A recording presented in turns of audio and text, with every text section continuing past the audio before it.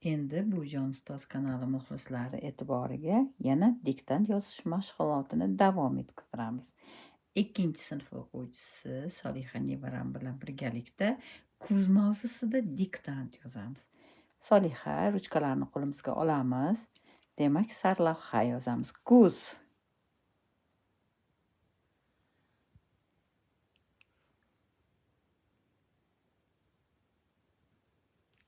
Yaxshi, nuqta qo'yishni unutmang. Diktantni qayerdan yozishni boshlaymiz? Diktantni hadi boshida belgilang. O'lkamizda kuz fasli hukm surmoqda. Birinchi gap yozdik. O'lkamizda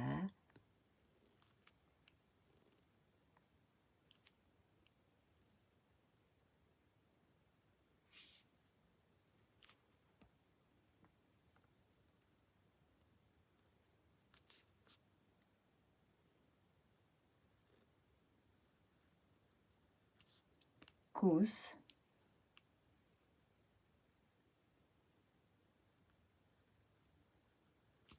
fasli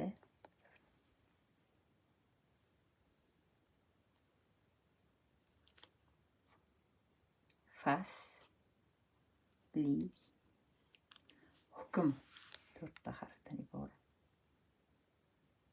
Hukm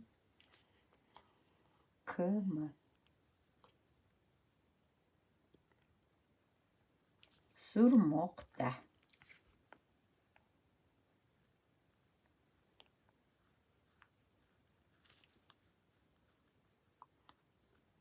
Da ko'chadi.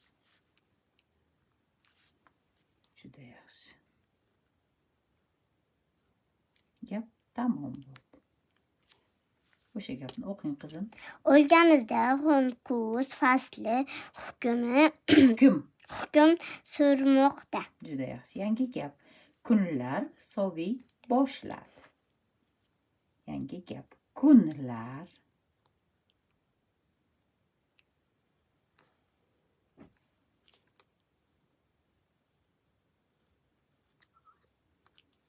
soviy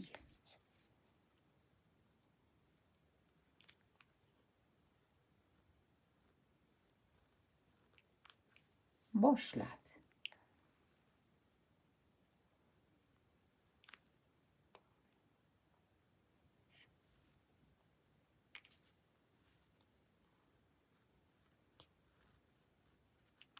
Gap tamom bo'ldi.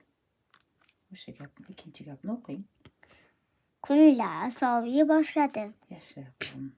Yangi gap. Ob-havo tez-tez o'zgarib turadi. Yozing. Ob juft so'z.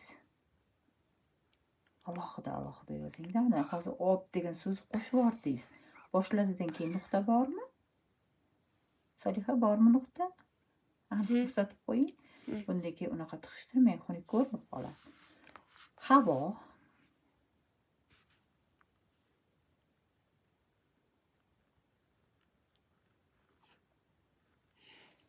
Endi yana ozgina joy tashlab juft so'z yozamiz. Tez.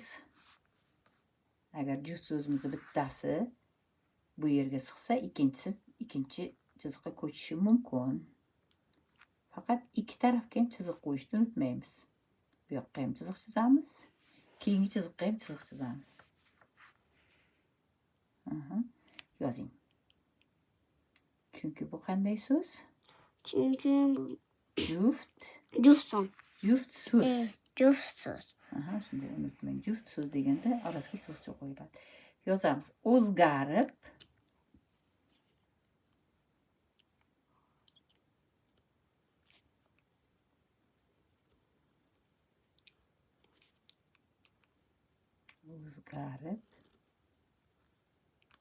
yaxshi turadi.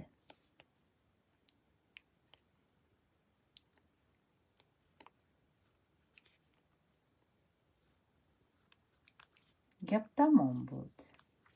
O'sha gapni o'qing endi. Ob degan joydan boshlanadi. Ob-havo degan so'zlarni ko'rdingiz? Ob-havo tez-tez o'zgarib turadi. Yaxshi. O'zgarib so'zida ozgarib yozib qo'ydingiz. Ozgarib. Nima bo'ldi? Ha, qachonki shu belgini qo'ysangizgina u qanday o'qiladi? O'zgarib deb o'qiladi. O'zgarib deb o'qiladi. Tushundingiz-a? Keyingi gapni o'qiyman. Kuz faslini ham o'zgacha gashti bor. Yozdik. Kuz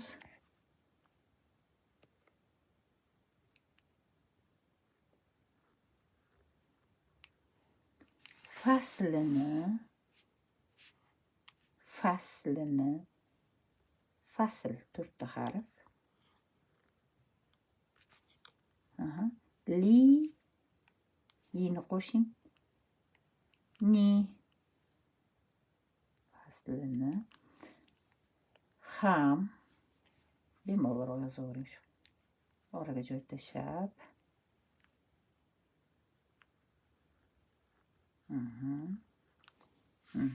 Yangi chiziqdan yozing. O'zgacha tezroq yozamiz. O'zgacha gashti bor. Gashti gashti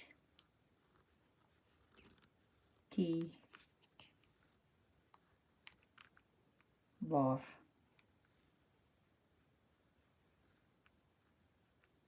Yaxshi. Ana endi o'sha yozgan gapingizni o'qing. Kuz faslining ham o'zgacha gashti bor. Juda yaxshi. Endi bog', dalalar haqida gapiramiz. Uni qayerda yozamiz? Xat boshida. Juda to'g'ri, chunki biz yana bir kuzning xislatlari haqida yozamiz. Xat boshini belgilab oling. Keyingi gap, bog' va dalalarda meva va sabzavotlar yetilmoqda. Yozamiz. Bog'. Yangi gap.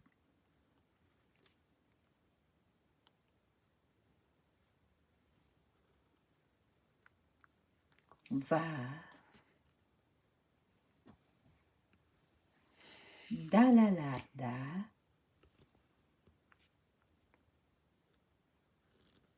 bemalol bo'g'inlab ovozingiz chiqarib o'qiyvering. Da. Chunki kuzatuvchilar eshitsin, o'zing yozayotganingni bilsin. Bog' va dalalarda meva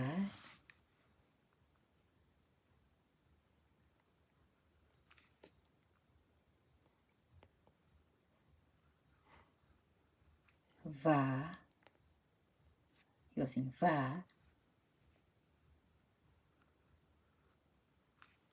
sabzavotlar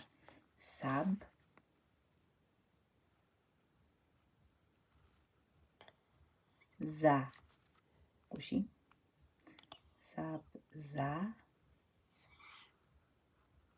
Chiziqcha qo'ying. Votlar votlar.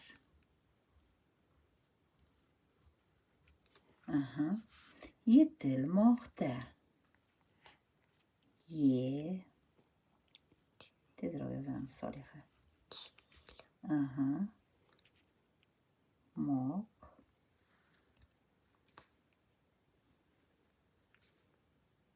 Da. Gap tamom bo'ldi. O'sha gapni o'qing qizim.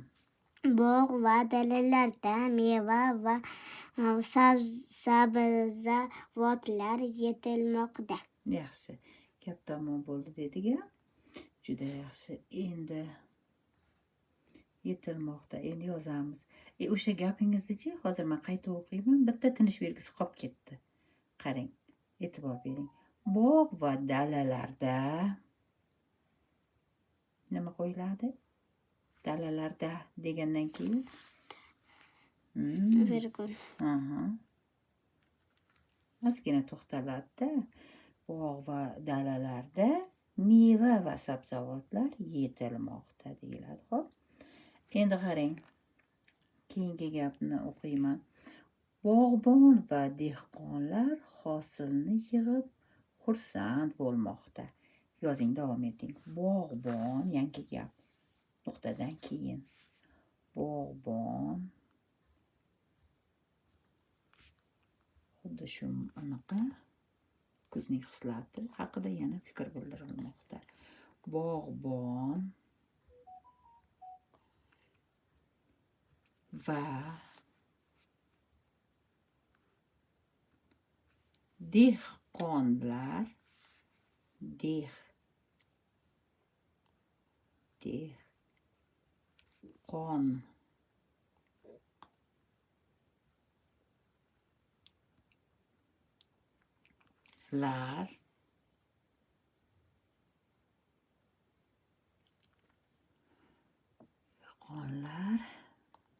hosilni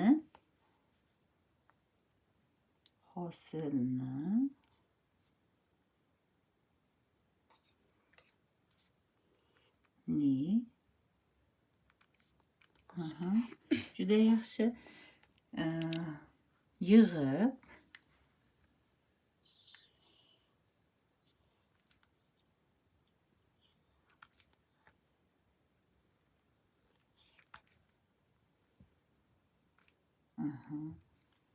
xursand bo'lmoqdalar. Xursanddi.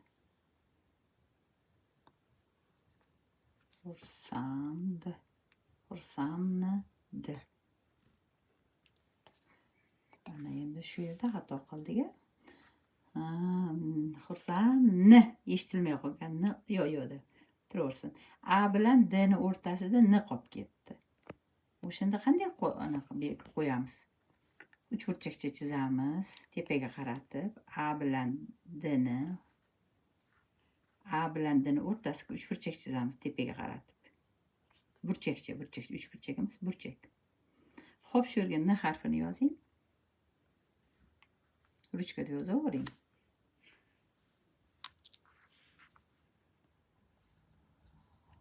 Endi o'shani tushish belgisini qo'yib qo'ysangiz ham bo'ladi-da, burchak shaklida. Xuddi mana bunday belgi bo'lardi-ku, mana bunday qaraman. Mana bunday. Mana bunday. Mana hozir ko'rsataman. Demak, qaysi harfi dindan o'sha yerga tushishi kerak, tushundingizmi? Mana shunday qo'yib qo'yasiz, xo'p? Muxlislar ham bunga e'tibor berishadi. Yaxshi, davom etamiz. Xursand bo'lmoqda. Tezroq yozamiz.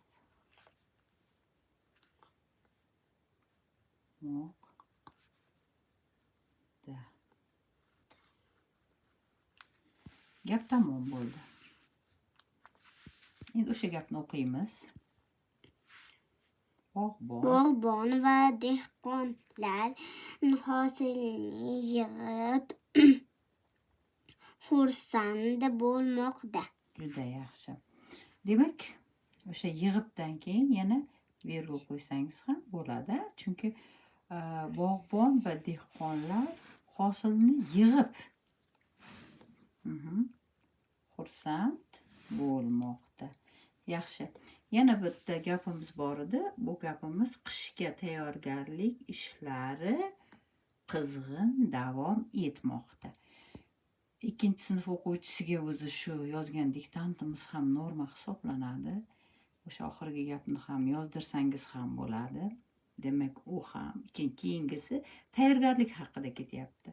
Agar o'sha gapni ham yozsak, Soliha, qayerdan yoziladi? Xat boshdan yoziladi. Ya'ni qishga tayyorgarlik ishlari qizg'in davom etmoqda. Demak, 2-sinf o'quvchisi bilan siz shu tartibda diktant yozishingiz mumkin. Bizni kuzatishda davom eting. Buni takroran yana qayta o'qib, xatolar ustida ishlashingiz mumkin. Husnixatlarni ta'kidlashingiz mumkin. Mana shunday diktant yozishni uyda, uy sharoitida mustahkamlab borsangiz, maktabda albatta farzandingiz, nevarangiz a'lo baholarda mustaqil diktant yoza oladi. E'tiborlaringiz uchun rahmat. Sog' bo'ling, salomat bo'ling. Albatta bizni kuzatishda davom eting. Ma'qul bo'lgan bo'lsa, taqdirlashni unutmang. Manfaatli insonlarga ulashing. Nima deymiz muxlislarimizga? Soliha, salomat bo'ling. bo'ling. Rahmat.